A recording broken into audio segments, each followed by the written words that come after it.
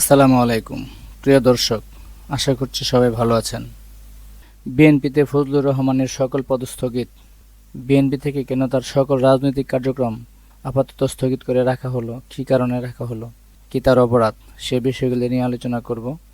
উনি বেশ কিছুদিন যাবৎ, মানে 5ই আগস্টের পর থেকেই প্রথম দিকে তিনি এই ছাত্র আন্দোলনের নেতৃত্বকে বাহবা দিয়েছেন, প্রশংসা করেছেন, কিন্তু যখনই এই বাহবা জামায়াত ইসলাম তার নিজের করে নিতে চাইল, ধীরে ধীরে যখন জামায়াত ইসলামের কার্যক্রম আসলে বাংলাদেশের স্বাধীনতা বিরোধী কার্যক্রমে পরিণত হচ্ছে, বাংলাদেশের মুক্তিযুদ্ধকে যখনই তারা ছোট করে কথা বলার চেষ্টা করছেন, তখন এই বীর মুক্তিযোদ্ধা কমান্ডার অ্যাডভোকেট ফজলুর রহমান তার স্বাধীনতার যুদ্ধের ইতিহাস, বাংলাদেশের স্বাধীন হওয়ার পেছনে গৌরব গাথা উজ্জ্বল ইতিহাস তুলে ধরার চেষ্টা করলেন।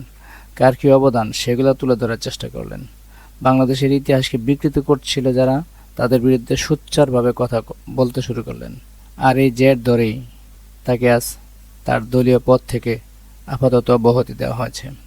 মুক্তিযুদ্ধ বাংলাদেশ নিয়ে বীর মুক্তিযুদ্ধ কমান্ডার অ্যাডভোকেট ফজলুর রহমান সোচ্চার ছিলেন।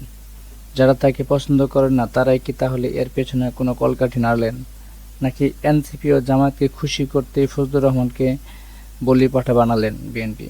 যদিও তিনি 5 আগস্টের পরে শেখ হাসিনার বিরুদ্ধে যে ভাষায় কথা বলেছেন, অন্য কেউ এত কঠিন ভাষায় কথা বলেনি। তার অপরাধ কি ছিল? রাজাকারদের রাজাকার বলাই কি তার অপরাধ ছিল? এই কারণে কি তারেক রহমান তার প্রতি বিরাগভাজন হলেন, নাকি উপরে উপরে বিএনপি জামাত খুব দ্বন্দ্ব দেখায় কিন্তু ভিতরে ভিতরে ভাই ভাই? যা বহুবার তারেক রহমান বলেছেন, জামাত বিএনপি ভাই ভাই। তারেক রহমান এই কথা বলার অবশ্য যুক্তি আছে, কারণ 1975 সালের পর জামায়াতকে বাংলাদেশে প্রতিষ্ঠা করেছিলেন জিয়াউর রহমান। 54 বছর পর্যন্ত ধুতকালা দিয়ে লালন পালন করেছেন জামায়াত ইসলামকে। যদিও তারা বলেন তাদের দলটি যিনি প্রতিষ্ঠা করেছেন তিনি একজন মুক্তিযোদ্ধা, একজন সেক্টর কমান্ডার, কিন্তু বাংলাদেশকে আবার টেনে ধরার জন্য জামায়াত ইসলামকে বাংলাদেশে থাকার বা রাজনীতি করার সুযোগ করে দিয়ে গেছেন তিনি। আজ তার প্রভাবেই পাকিস্তান 54 বছর পরে এসেও পাকিস্তান বলে এক হয়ে যেতে জামায়াত বলার সাহস করে। সেটি ছিল ভাইয়ে ভাইয়ে ঝগড়া, যেখানে বিএনপি জামাতের মতাদর্শের অনেকাংশে মিল আছে। যে দলে দুর্বল মুক্তিযোদ্ধার সংখ্যার চেয়ে জামায়াতপন্থী নেতার সংখ্যা বেশি, সেখানে মুক্তিযোদ্ধারা জামাতের বিরুদ্ধে অতীতে কথা বলে দলে নিগৃহীত হয়েছেন, তারা এখন চুপচাপ থাকেন। সেখানে তিনি আওয়ামী লীগ ছাত্রলীগ করা ব্যক্তি জামাতের বিরুদ্ধে কথা বলে বিএনপির রাজনীতি করতে পারবেন, তা আশা করাই অমূলক ছিল, যার ফলাফল আজ পেয়েছেন। বিএনপির সকল দলীয় পদ থেকে যদিও সাময়িকভাবে অব্যাহতি দিয়েছেন, আমার মনে হয় আর সে দলে রাজনীতি করতে পারবেন না। যদিও করেন তাহলে তিনি আর মন খোলা কথা বলতে পারবেন না। হয়তো তাকে জামাতের বিষয়ে আপোস করতে হবে, না হয় রাজনীতি ছেড়ে দিতে হবে। এই হচ্ছে বিএনপির মূল রাজনীতি, যা বারবার প্রমাণিত হয়েছে। বিএনপি স্বাধীনতা পক্ষের দল নয়, শুধু ক্ষমতার পক্ষের দল। ক্ষমতার জন্য দেশ বিক্রয় করতে দ্বিধাবোধ করবেন না। তবে বাংলাদেশের রাজনীতির জন্য জনাব ফজলুর রহমানের মতো এই বরেণ্য রাজনীতি বাংলাদেশে দরকার আছে বা ছিল। তবে যদি স্বাধীন সত্তা বিলিয়ে দিয়ে শুধু এমপি মন্ত্রী হওয়ার জন্য রাজনীতি করতে হয়, তাহলে না করাই ভালো, কারণ দলের কর্মচারী হওয়ার চেয়ে বেকার থাকা ভালো। বীর মুক্তিযোদ্ধা কমান্ডার অ্যাডভোকেট ফজলুর রহমান কেন এনসিপি বা আন্দোলনকারীদের বিরুদ্ধে ভিন্ন রকম কথা বলেন, কেন জামাতের বিরুদ্ধে ভিন্ন রকম কথা বলেছেন, এ বিষয়ের জবাব চেয়ে তাকে শোকজ করেছিলেন। শোকজের জবাব তিনি দিয়েছেন। শোকজের জবাব সন্তোষজনক না হয় বিএনপি চেয়ারপারসনের উপদেষ্টা ও বীর মুক্তিযোদ্ধা অ্যাডভোকেট ফজলুর রহমানের দলীয় শপথ 3 মাসের জন্য স্থগিত করেছেন বিএনপি। এটি মঙ্গলবার বিষয়টি নিশ্চিত করেছেন বিএনপির একটি সূত্র। ফজলুর রহমানকে দেওয়া পদ স্থগিতের চিঠিতে বলা হয়, গত 24 আগস্ট আপনার নামে কারণ দর্শানোর নোটিশ জারি করা হয়। আপনি নোটিশের লিখিত জবাব না দিয়ে সময় বর্ধিত করার আবেদন করেন। এর পরিপ্রেক্ষিতে গত সোমবার আরও 24 ঘন্টা সময় বর্ধিত করা হয়। আপনি আজ নোটিশের যে জবাব দিয়েছেন তা সন্তোষজনক নয়, অর্থাৎ উনি যে জবাবগুলি দিয়েছেন এগুলো সন্তোষজনক নয়।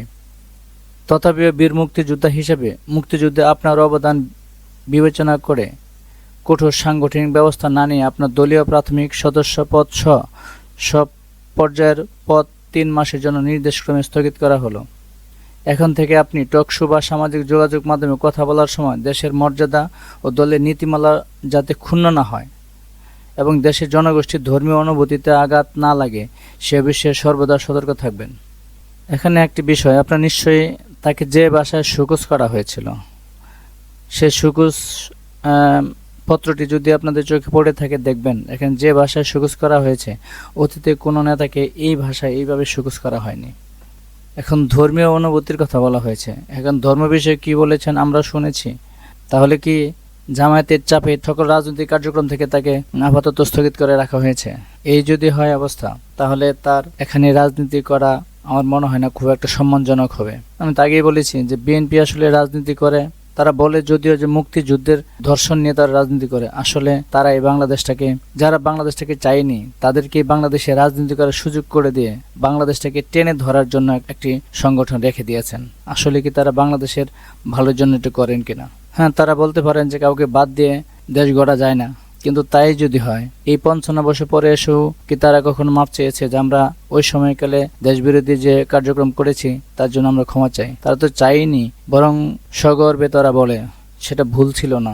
জামায়াতের আমির শফিকুর রহমান তো 5 আগস্ট পরে বলেছেন যে সেটা রাজনৈতিক সিদ্ধান্ত ছিল, সেটা ভুল ছিল না। পাকিস্তান এতদিন পরে বাংলাদেশে এসেও বলে যে আপনাদের মন পরিষ্কার করেন। এখন অবস্থাটা এমন হয়ে গেছে যে আমরা পাকিস্তানের কাছে ক্ষমা চাইব, আর এটা বিএনপি সাদরে গ্রহণ করছে। পাকিস্তানের উপরাষ্ট্রমন্ত্রী বা উপপ্রধানমন্ত্রী এসেছেন, বেগম খালেদা জিয়ার সঙ্গে দেখা করেছেন। মনে হলো তাদের দেখে বা বিএনপি নেতারা তাদের সঙ্গে দেখা করেছেন, তাদের সঙ্গে দেখা করতে পেরে যেন তারা গর্বিত হয়েছেন। এই যদি আমাদের দেশের রাজনীতিবিদদের মতাদর্শ হয়, যারা আমাদের দেশটাকে স্বাধীন করতে দেয়নি, 30 লক্ষ লোক নিহত করেছেন, শহীদ করেছেন, 2 লক্ষ মা বোনের ইজ্জত নষ্ট করেছেন, তাদের সাথে ওনারা গলায় গলায় ভাব করেন। এই কথাগুলোই বলার চেষ্টা করেছেন মুক্তিযোদ্ধা হিসেবে অ্যাডভোকেট ফজলুর রহমান। তার ফলাফল হিসেবে তিনি আজ এই পুরস্কার পেয়েছেন। আমরা আশা করব অবশ্যই এই বরেণ্য রাজনীতিবিদের সম্মানজনক প্রত্যাবর্তন হোক, এই আশা রেখে আজকে শেষ করছি। আপনারা সবাই ভালো থাকবেন, সুস্থ থাকবেন, নিরাপদে থাকবেন। আল্লাহ হাফেজ।